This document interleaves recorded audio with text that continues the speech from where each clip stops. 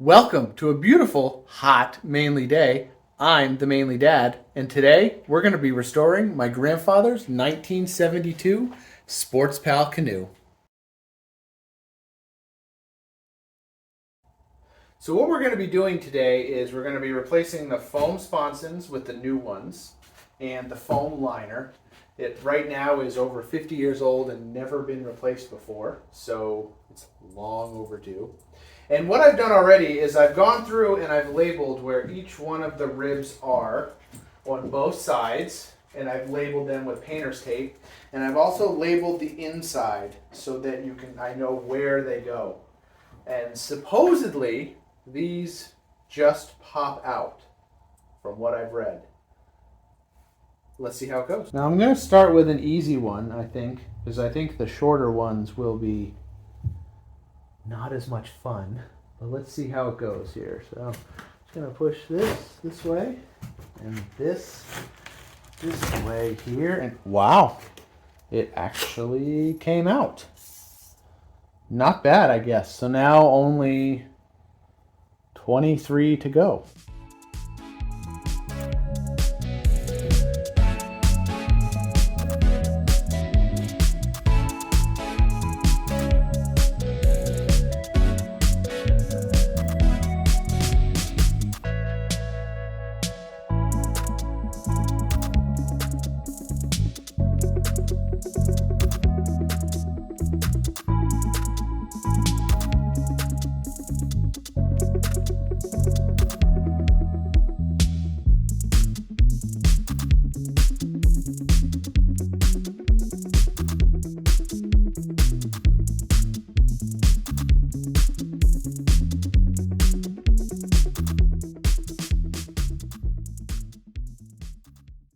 So I think the trick is here, as you've seen, is picking up the center first, which relieves a little bit of the pressure. And then you can take a wood piece here so we don't damage it and hit the side out so that it comes out a little easier like this. Trying to just peel the sides, we'd be here for longer than anybody would ever watch me do it. So at this point, I got all the ribs out. Some proved a little more difficult than others, but all in all, it wasn't that bad.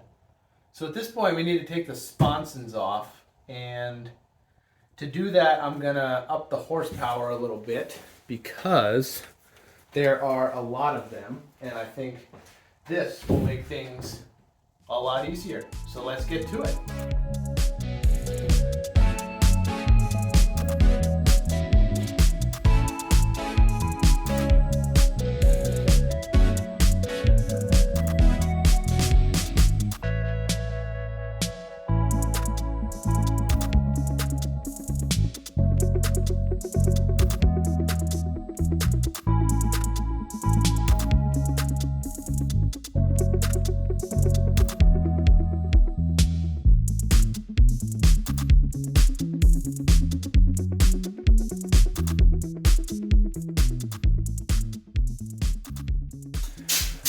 Now, everything is off except for one level piece here.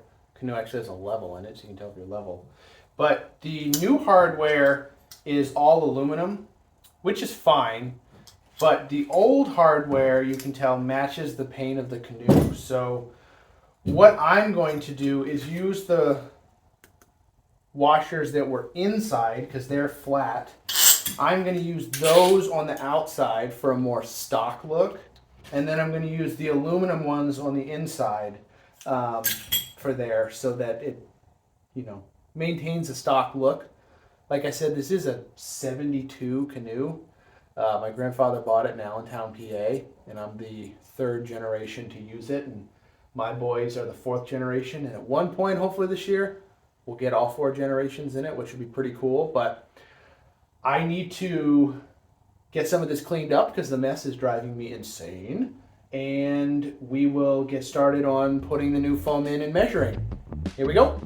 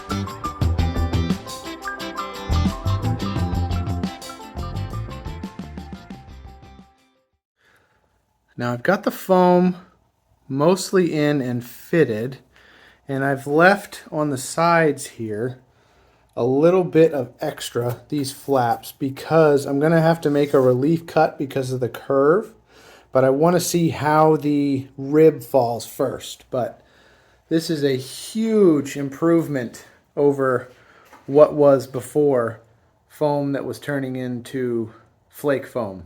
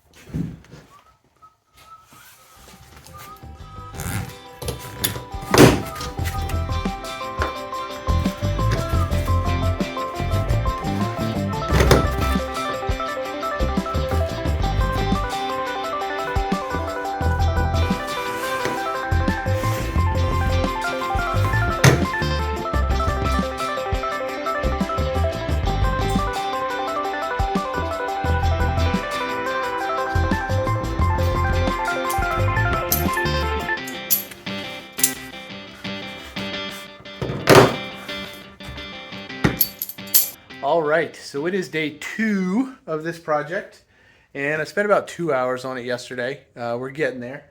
We got to put the sponsons on yet. I got them kind of tacked up on both sides, as you can see here. We got to put the ribs back in. So I test fit one of the ribs yesterday, and that's going to take a while. We've also got a few little wrinkles here and there that we'll work our way out as we go through. So let's get started.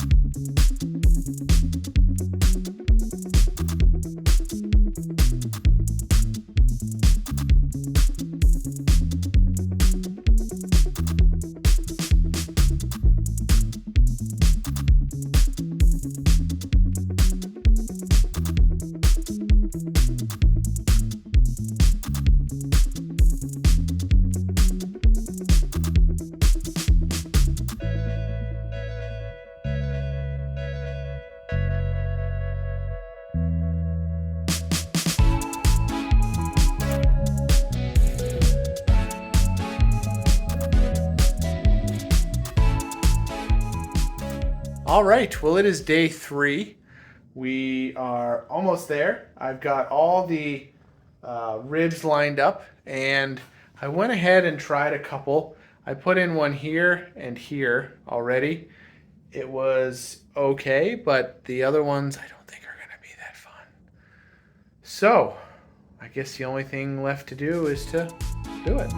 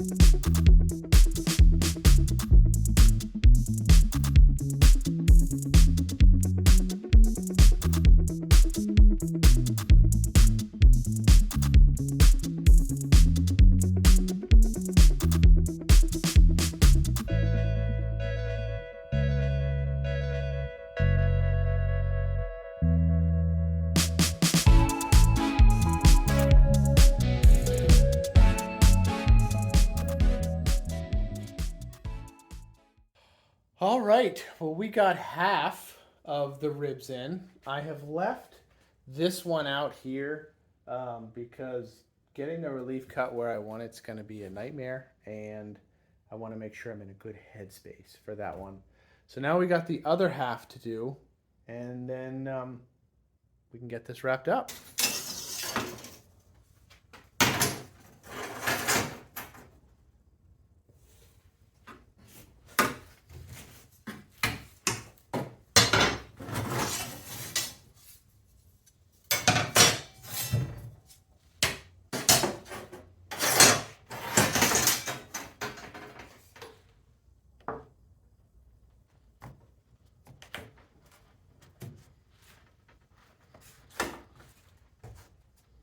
Let's skip that one. The leaf cut in it. This one.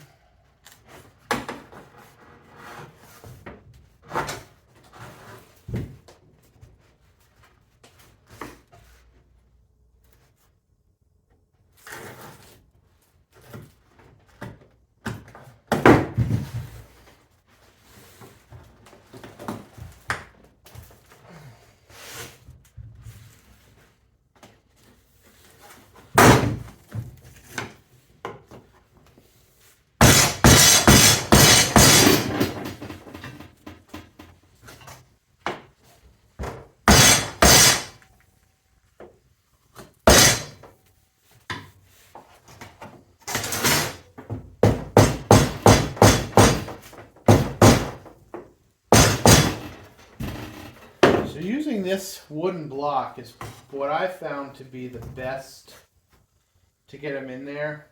It doesn't damage the ribs. I was afraid that a screwdriver might cut the foam too. So you probably noticed me taking a few things off here. I noticed there was a lot of pressure on this foam. So I took those bolts out while I put these ribs in, which I can then fit the foam a little better. Then we'll put these back in, but I didn't like how much pressure was on the foam right here. I didn't want it to rip. So rewind, let's do it again. Well, all the ribs are in. The latter half of the canoe fought me pretty hard, but it's all part of the process. So we've got a few loose ends to tie up, a few bolts here, there. There's some hooks that got to be put in. I got to cut the long bolts off since I used longer bolts, but all in all, not too bad, and so we'll hopefully finish it up tomorrow. All right, so it is day 4 or day 3. I don't know, 1 or 2. Who knows? Anyway, all the ribs are in. I've also gone ahead and cut off all of the extra bolts along there and on the outside, so the canoe is pretty much done. I am going to build a little piece for fishing rod holders, which I'm pretty excited about, so we can get them out of the boat when we're in there with kids, because that's never good. But I gotta get this garage cleaned because I've done all this work and haven't cleaned it, and it's driving me nuts. So time for a little montage.